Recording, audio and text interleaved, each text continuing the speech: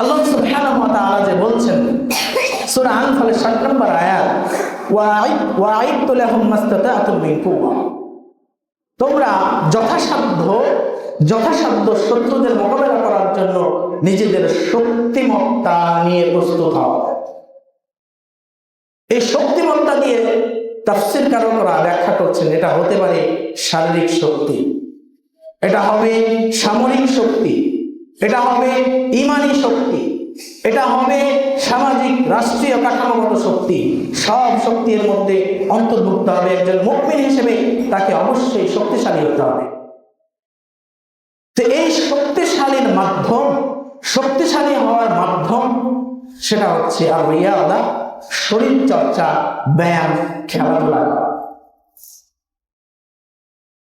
এটা হচ্ছে শরীয়ত সম্মত। খেলাধুলা করা, ব্যায়াম করা এগুলো শরীয়ত সম্মত। কিন্তু যখনই কোনো কিছুতে বাড়াবাড়ি হয়ে যায়, বাড়াবাড়ি করা হবে, সীমা লঙ্ঘন করা হবে, তখন আর শরীয়তের মধ্যে সেটা থাকে না। দিনের ক্ষেত্রেও কেউ যদি বাড়াবাড়ি করে সেটা আর শরীয়তের মধ্যে থাকে না। যেমন এই যে আশুরা মহরম মাস আসছে, এই মহরম মাসে কি পরিমাণ যে দিন নিয়ে সীমা লঙ্ঘন করা হবে তা চিন্তার বাইরে।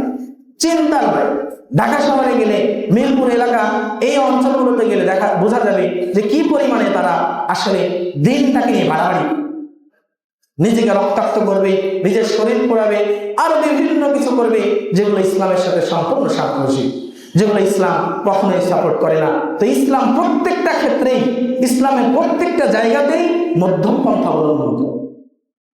কেননা আল্লাহ সুবহানাহু ওয়া তাআলা বলছেন,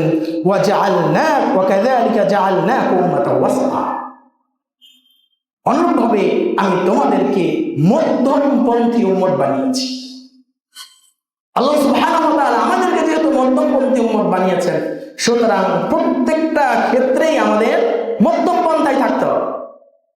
সেটা সব ক্ষেত্রে, সেটা হোক খেলাধুলা, সেটা হোক দিনী বিষয়, দুনিয়াবী বিষয়, যেটাই হোক না কেন।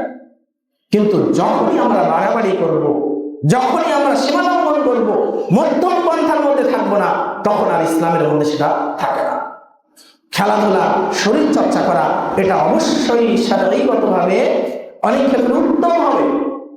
নিজের শক্তিমত্তা তৈরি করার জন্য, নিজেকে সুঠাম করার জন্য আমি শরীর চর্চা করছি, ইসলামের জন্য খিদমত আমি ভালোভাবে করতে পারি, এটা অবশ্যই প্রশংসার দাবিদার।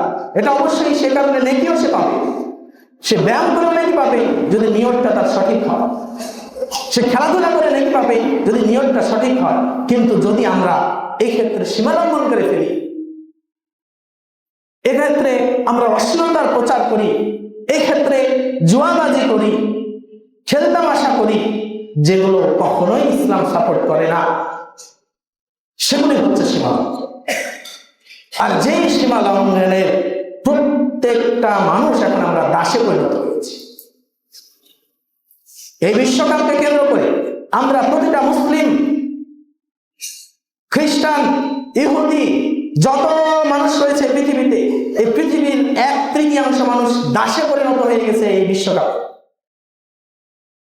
ঘুম নাই, খাওয়া নাই, কাজকর্ম নাই, সব কিছু বাদ দিয়ে, পড়ালেখা বাদ দিয়ে, সব কিছু বাদ দিয়ে আমরা খেলার দাস হয়ে গেছি।